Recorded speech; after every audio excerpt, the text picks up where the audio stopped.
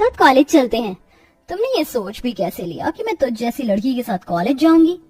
उपासना, हम दोनों बहनें हैं। इसी चीज का तो दुख है कि हम दोनों बहनें हैं। एक बार तो खुद को शीशे में देख और मुझे देख, तुझ में और मुझ में जमीन आसमान का फर्क है। उपासना की ये बात सुनकर काजल दुखी हो जाती है और अपना बैग लेकर कॉलेज के लिए निकल जाती है।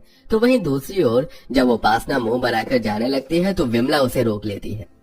अरे उपासना बेटा, तू बिना खाए कहाँ जा रही है? और काजल को क्या हुआ? आज उसने भी खाना नहीं खाया, ऐसे ही चल पड़ी। होना क्या है, हमेशा की तरह साथ में चलने के लिए कह रही थी और जब मैंने उसे उसकी हकीकत दिखा दी तो मुंह बनाकर चली गई। पता नहीं ये लड़की कब समझेगी। कितनी बार मैंने इसे कहा है थोड़ा मेकअप कर ले, क्रीम लगा ले, पर नहीं, इसे तो अपना काला रंग ही पसंद है। इससे तो मैं परेशान आ गई हूँ। काजल और उपासना दोनों ही विमला की सगी बेटी थी, पर फिर भी विमला अपनी दोनों बेटियों में फर्क करती थी। ऐसे ही कुछ दिन बीत जाते हैं और एक दिन उपासना और काजल कॉलेज से घर आ रही होती हैं। रोड पर पानी भरा होता है, तभी एक बच्चा वहां से गुजरने लगता है, पर सामने से आ रही गाड़ी काजल देख लेती है और उस बच्चे को अपनी ओर खींच लेती है, जिस वजह से पानी के छींटे उपासना के ऊपर आ जाते हैं। बेटा, तुम ठीक तो हो? तुम्हें दिखाई नहीं दे रहा था, सामने से गाड़ी आ रही है। अगर अभी तुम्हें चोट लग जाती तो?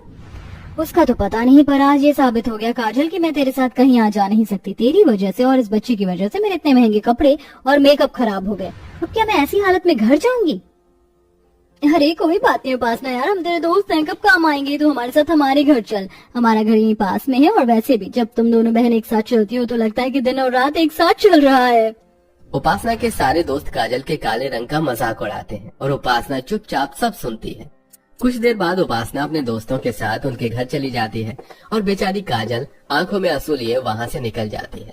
पर यह सब कुछ विक्रम नाम का एक लड़का देख लेता है जो कि काफी हैंडसम था। वो घर जाकर सारी बात अपनी माँ को बताता है और अपनी माँ से कहता है, माँ, उसका सांवला रंग और गोरा दिल देखकर मेरा दिल उस पर आ गया है। माँ, वो मेरी कॉलेज की ही है, आप प्लीज मेरा रिश्ता लेकर उसके घर चलो ना। अच्छा ठीक है बाबा, ले जाऊंगी उसका रिश्ता, पर पहले तू अपने एग्जाम तो क्लियर कर ले और अपने पापा की कंपनी संभाल ले, क्योंकि कोई भी माँ बाप बेरोजगार के हाथों में अपनी लड़की का हाथ नहीं देते। सही कहा माँ, अब तो मैं काजल को पाने के लिए दुगनी मेहनत करूंगा। विक्रम को काजल इतनी पसंद आती है कि वो हर समय काजल के बारे में सोचता है और कॉलेज में भी बस उसे ही देखता है।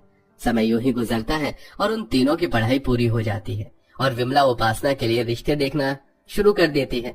बहुत जल्द विक्रम भी अपने पापा की कंपनी संभाल लेता है और अपनी माँ के साथ काजल का हाथ मांगने उसके घर पहुंच जाता है, जहाँ वो देखता है कि एक और लड़के वाले वहाँ आए हुए हैं। माफ करना जी, पर हमने आपको पहचाना नहीं।